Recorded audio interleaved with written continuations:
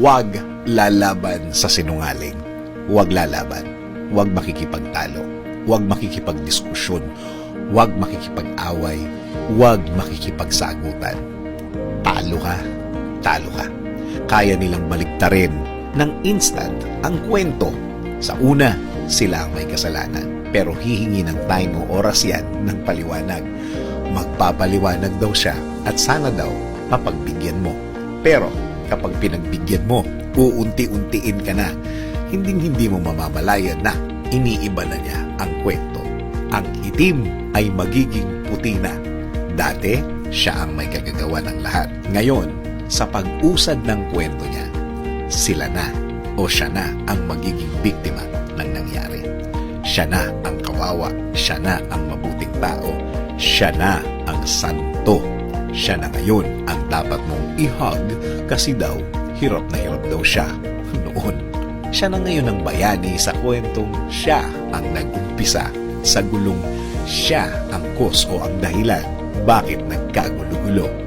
Paglipas ng panahon, unti-unting lalabas ang katotohanan. Unti-unting makikita mo at marirealize na biktima ka na, nabola ka, napasakay ka. In short, lumabas sa mga pangyayari, siya ang bida. Nasabi mo na lang sa sarili mo, sinungaling siya. Hindi ko sinabi na huwag magtiwala sa mga tao sa paligid mo, pero maging maingat. Again, maging maingat sa mga tao, lalo na sa panahon ngayon. Ang mga tao naman kapag namimit mo, hindi mo naman malalaman agad kung ano ang tunay na ugali, kung ano ang mga ginagawa o ginagawa niya sa buhay o yung ugali niya. Kaya mas magandang mag-ingat, laging magdasal sa Diyos na ipadala niya sa way mo, sa buhay mo, ang mga taong dapat nasa buhay mo at ilayo ka niya sa mga maling tao na walang mabuting gagawin sa buhay mo. Importante ang dasal na ito. Importante na masabi mo ito sa Diyos. Dapat, kung may chance kang magdasal, gamitin ang pagkakataon na ito para sa iyong protection. Gaya ng nasabi ko, iba na ang panahon ngayon.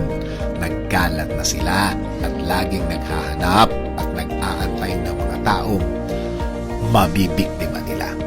Never lie to someone who trusts you and never trust someone who lies to you.